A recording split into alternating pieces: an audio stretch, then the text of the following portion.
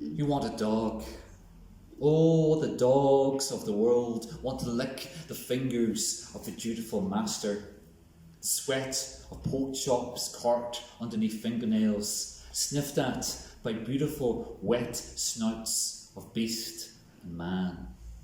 Beast and man come together in the one bed, on the floor, in the straw, the cold straw of womanhood, forgotten and broken without a camel's back in sight.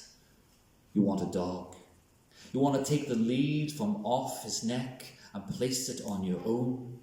You want to lie down in his bed and claim it as your own. You wish for someone to bring you meals in little doggy trays and commence a simple diet. You've no concern for walks, just content to lie at home in the fire warmth at the feet of your owner.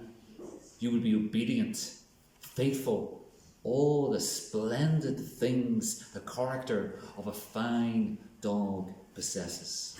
You want a dog, but that dog is you.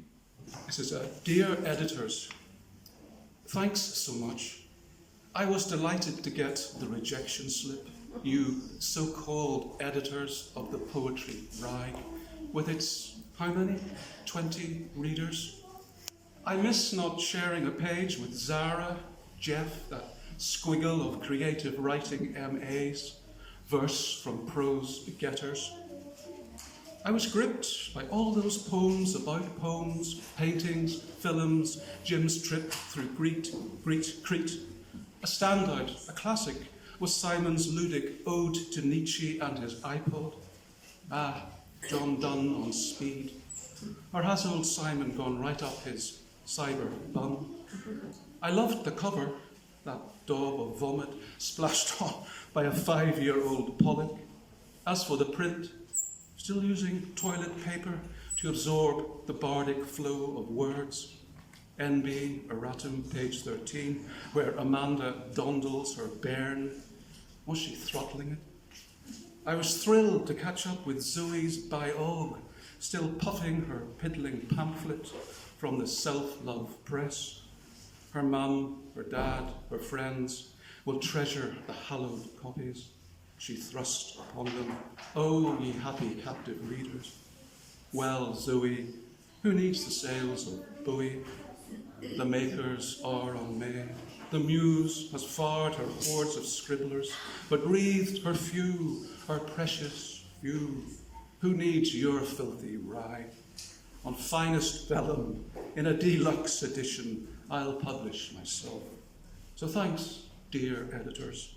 You tend your cabbages, I'll grow my roses. She is an enigma, a foreign entity, ethereal. The girl with the kaleidoscope eyes. Her laugh could turn tides and make stone kings weep. When she moves, those silver bracelets are wind chimes, and she is cherry blossom on the breeze. Candy floss hair, the mane of a lioness. Have you seen her run? A warrior of the forest, leaping over roots and fallen branches, daisies blooming where she steps. The songbirds couldn't match her melody. No painter could capture her vivacity. She wears a tissue paper crown and jewels of glass and glitter. But encounter her at your own peril, for your heart in its entirety will belong only to her. Thank you. Easy smiles come from the hardest times. I give thanks to my lucky scars and hesitant hand, because life's now for the taking. I'm not ashamed of the white flash burst and slowest pitch blackness crowing of the sun to come. Clouds can shroud, but the sky is bigger than the eye can see, and there's still a hardy flame burning up there, somewhere in the ether. Through grainy gaze, I look back at bluest haze with crystals of clarity, rainbows behind closed eyes, brightest abundance from all along the spectrum. And if my sight should fade, I won't have to, and that will be all white, with just a trace of gold, never to be sold to silver linings. As the sun goes and the gradient grows, I'll smile again, because these aren't dark times. Thank you. Anyway, this first one is called The Rushing Dog. The rushing dog flies through the wood, ears pinned back, fleet of foot, She bounds up banks and down again, knows every inch of Craigaglen. Otter-like her body bends, a sleek black streak. She quickly wends her way upstream where waters fall, through bush and branch and thorny wall. From the prison she is freed, no purpose for restraining lead. Free from fence and barbed wire here, where wildlife lives and air is clear. The rushing dog can be herself, no need for riches nor for wealth. She bobs and weaves for all to see. She's telling us, live life like me. I see her sitting in the early evening, shoeless outside the train station, crying. I'm wondering, should I check if she's okay? When two lads round the corner. Just like that, she's on her feet, making herself big like she is about to fight a bear. She's shouting at one of the lads, really throwing her weight and pointing her finger at the situation. He too is leaning into his words. And there they go, her DM boots flying right for his head. She's had practice. The second lad holds her back like in the movies. It seems her own body is the only thing she has left to hurl at her young lover. Defiant, she shouts again. Whatever she has said has cut him quick to the core. It's like the whole world slows, triggering blood to drain from his temples, down through his cheeks, pooling in his neck. The lover and lad in him disappear.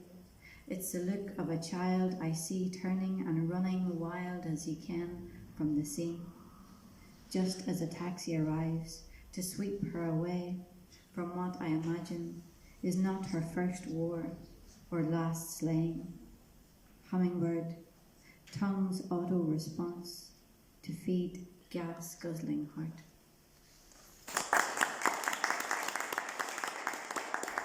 My dad taught me two things in life. If someone hits you, hit them back. And if you love someone, fight for them. He's a man that thinks with his fists, an old school masculine that believes in a simple set of truths.